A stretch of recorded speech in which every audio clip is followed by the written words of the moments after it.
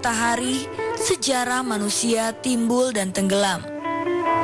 Tinggalkan jutaan hikmah dan tanda-tanda ketuhanan dalam kelebatan rimba, terjal dinding batu, dan kedalaman samudra, bahkan lewat sebuah penemuan kecil sekalipun.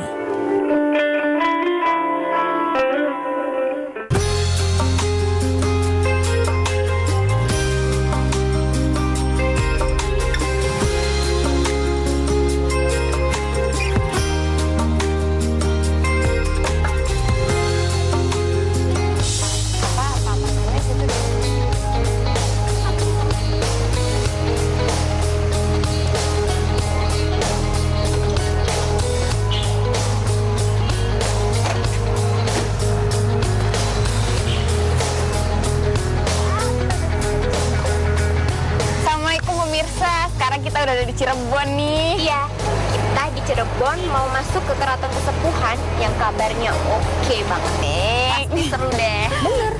Pertama kita mau lihat ke tempat pelaksanaan hukuman mati. Kayak apa ya tempatnya? Terus kita bakalan memasuki tempat yang paling rahasia di Keraton Kesepuhan. Apa coba?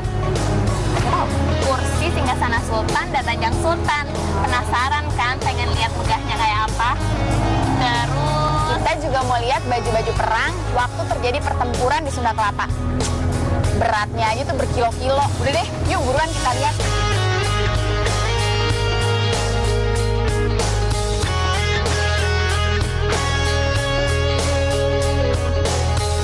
Ini salah satu petualangan 3 wanita yang sangat mengesankan. Bagaimana tidak? Karena ketiganya akan memasuki kamar paling rahasia Sultan Cirebon yang amat megah. Keraton Kasepuhan dibangun dengan cinta oleh Sunan Gunung Jati bersama cicitnya Pangeran Emas Zainul Arifin pada tahun 1451 Saka atau tahun 1529 Masehi. Sebelumnya ia dinamai Keraton Pakungwati. Sebagai penghormatan dan tanda cinta Sunan Gunung Jati pada istrinya Ratu Ayu Pakungwati yang gugur dalam kecelakaan kebakaran di Masjid Agung Sang Cipta Rasa.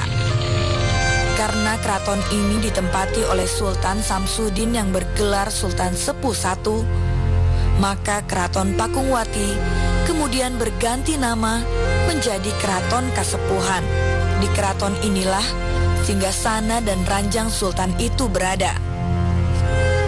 Dan sebentar lagi kita akan melihat kelambunya yang berlapis dan berwarna-warni.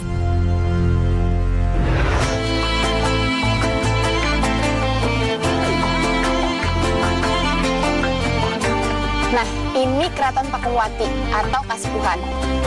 dan ini namanya Kutakosot, bata merah yang memagari keraton. Kalau gitu, sekarang kita langsung cari tempat pelaksanaan hukuman mati itu.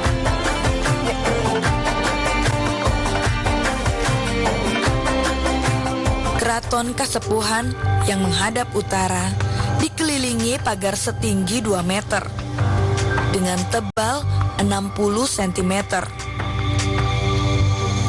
Dihiasi menara-menara mungil yang dinamai Candi Laras dan gapura-gapura indah berbentuk candi bentar.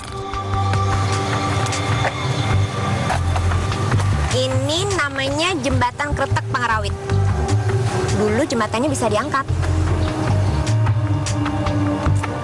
Sekarang udah nggak bisa, udah direnovasi. Yaps. Jembatan itu menghubungkan langsung alun-alun dengan lapangan Giyanti yang juga berfungsi sebagai taman. Di sebelah timur, Kompleks Siti Inggil dengan 5 bangunannya yang kaya akan makna. Mande Semartinandu yang bertiang 2 melambangkan 2 kalimah syahadat sebagai tempat penghulu atau penasehat sultan. Mande Pandawa 5 yang bertiang 5 melambangkan rukun Islam sebagai tempat pengawal sultan. Sementara Mande Malang Semirang dengan 6 tiang tengahnya yang berukir melambangkan rukun iman sebagai tempat Sultan menyaksikan keramaian di alun-alun. Di sini pula Sultan menyaksikan proses pengadilan para terdakwa berlangsung.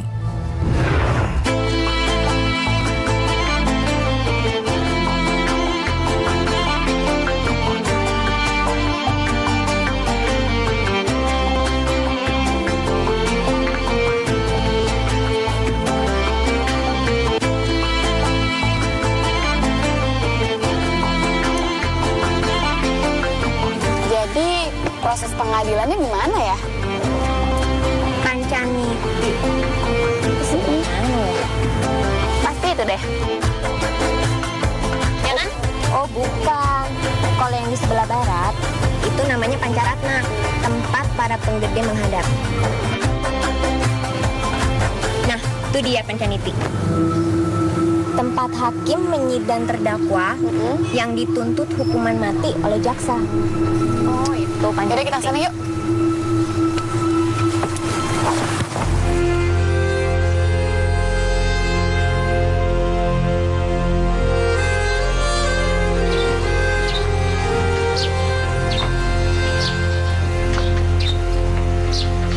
Nah, di sini proses pengadilannya.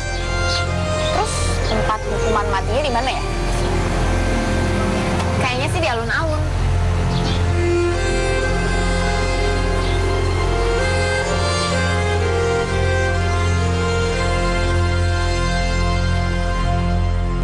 Dari dulu itu masa kesultanan itu ada yang dinamakan Jaksa Pipitu. Jaksa Pipitu itu merupakan para ahli, baik ahli hukum perdata, hukum pidana, hukum tata negara, ahli sejarah, dan lain-lainnya yang disebut Jaksa Pipitu itu. Adiaksa itu namanya ya para ahli, 7 para ahli. Di dalam melaksanakan ketentuan-ketentuan yang mungkin melanggar hukum, khususnya hukum pidana, dulu itu disebut hukum picis, yang agak mengerikan gitu kan. Sehingga orang-orang yang berbuat tindak pidana itu merasa jera. Dengan perasaan masyghul, 3 wanita kini bersiap untuk melihat tempat paling rahasia. Kursi singgasana dan ranjang Sultan.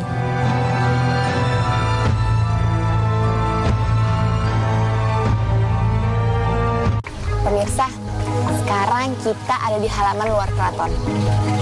Mudah-mudahan kita diizinkan masuk dan lihat kamar Sultan yang rahasia itu. Untuk memasukinya, kita harus melewati beberapa gerbang dan pengawalan. Sekarang yuk, ayo.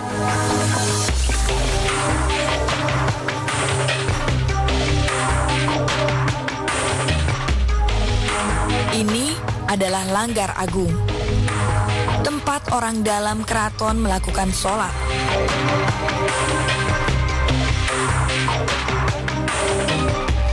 Dan pintu geledegan.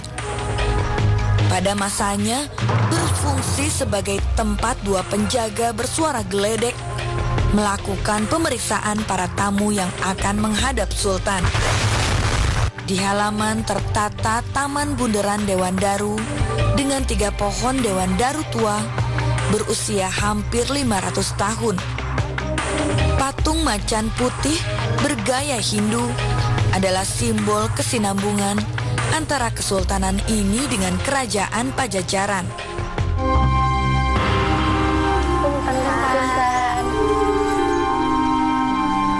Di sebelah timur taman, sebuah museum memamerkan benda-benda pusaka tua berumur ratusan tahun.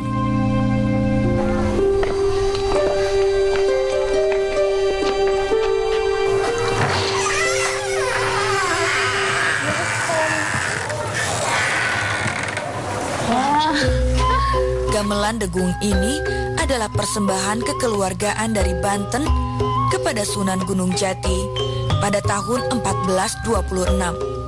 Sunan Kalijaga juga mewariskan bergawang, sebuah rebana tua yang digunakan saat pelantikan Sunan Gunung Jati sebagai Sultan Aulia Negara Cirebon oleh Dewan Wali Songo.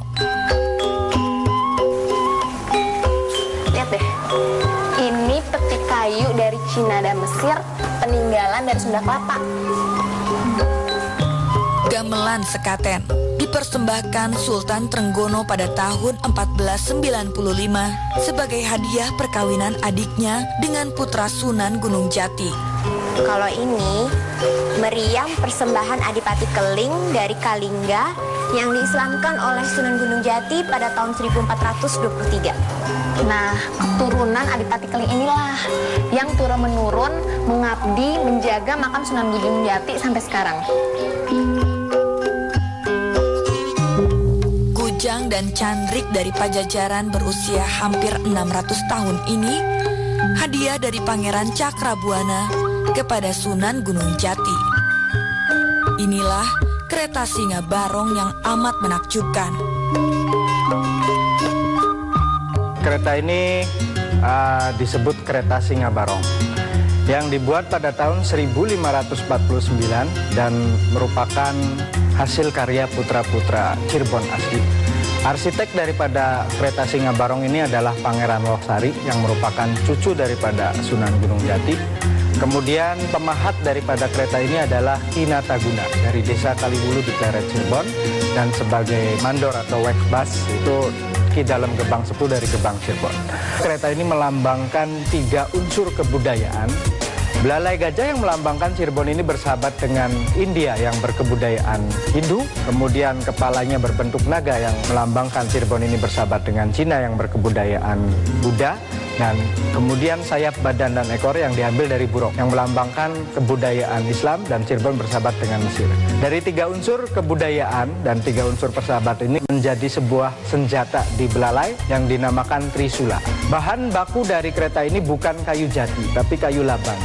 Dan diperhatikan catnya itu yang kuning ini dicampur dengan emas, dan yang di sekitar badan kereta itu dicampur dengan serbuk intan. Kereta ini sudah diteliti oleh ahli kereta dari Belanda, yaitu Profesor Vos dari Leiden, yang mengatakan bahwa kereta ini adalah merupakan kereta tercantik dan tercanggih di dunia. Roda depan sudah memakai sistem as tengah, dia bisa berbelok sampai 90 derajat. Kemudian badannya dengan sistem shockbreaker dan suspensi atau stabilizer juga ya, yang kalau kereta ini jalan badannya mengayun ke depan ke belakang.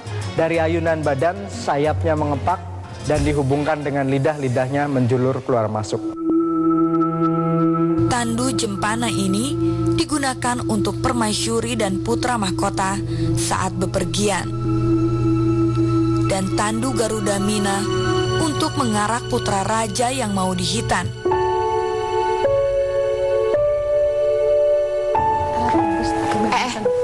Lihat nih, masih ingat kan sejarah Sunda Kelapa? Ini baju bekas perang Sunda Kelapa waktu itu. Itu loh pemirsa, saat Fatahillah diutus oleh Kesultanan Cirebon untuk menguasai pelabuhan Sunda Kelapa. Nah, inilah bukti sejarahnya. Hebat ya.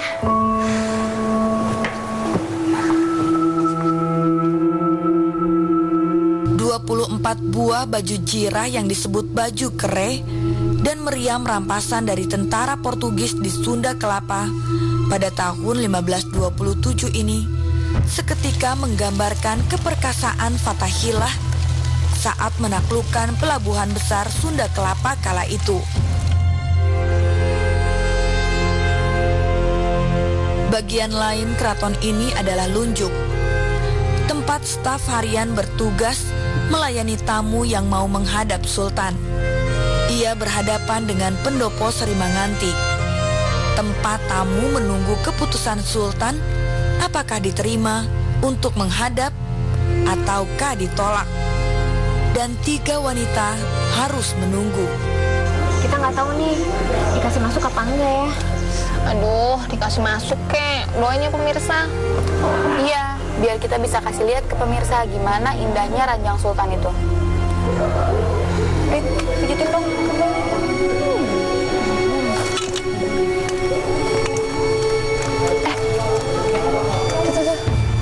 Kayaknya kita diizinin masuk deh. Masa sih? Mana? Yaudah kita langsung ke sana aja.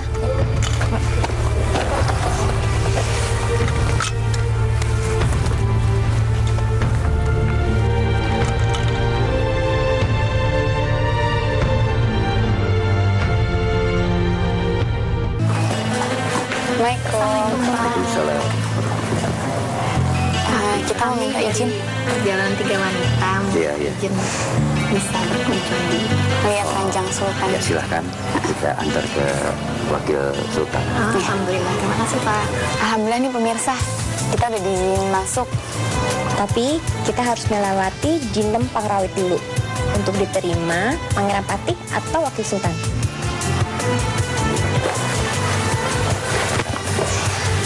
Gimana deh?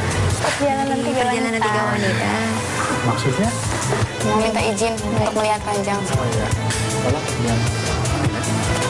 Terima kasih Pak. Terima kasih Pak.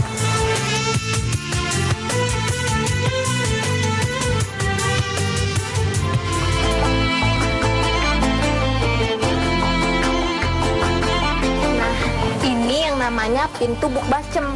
Namanya lucu ya, kayak tempe bacem.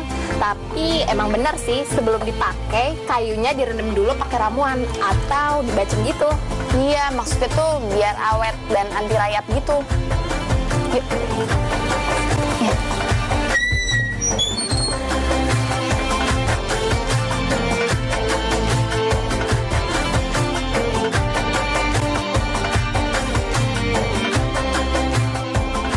Di dalam keraton ini terdapat dalam arum tempat tinggal sultan. Juga langgar alit, tempat keluarga sultan untuk mengaji Al-Quran. Bahkan bukit buatan yang dinamai Gunung Indrakila, serta kolam Langen Sari dengan pavilionnya. Melewati Cinempang Rawit, 3 bangsal yang sangat indah, agung, dan sakral menunggu. Inilah bangsal Pringgandani, bangsal Prabayaksa, dan bangsal Agung Panembahan. Inilah puncak keindahan Cirebon itu. Singgasana Sultan adalah harmoni dari keagungan, keindahan, keperkasaan, dan kewibawaan.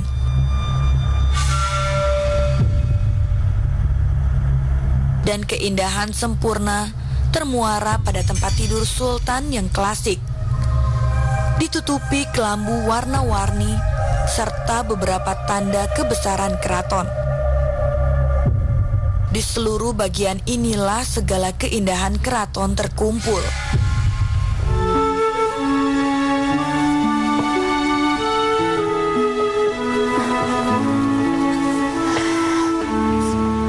Pemirsa, udah lihat kan gimana indahnya tempat tidur sultan dan singgasana itu?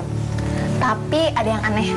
Kenapa ya kemegahan semacam ini seakan tak bisa lagi muncul di zaman kita? Iya ya, sepertinya bangunan indah yang kita miliki hanya warisan masa lalu. Sayang ya,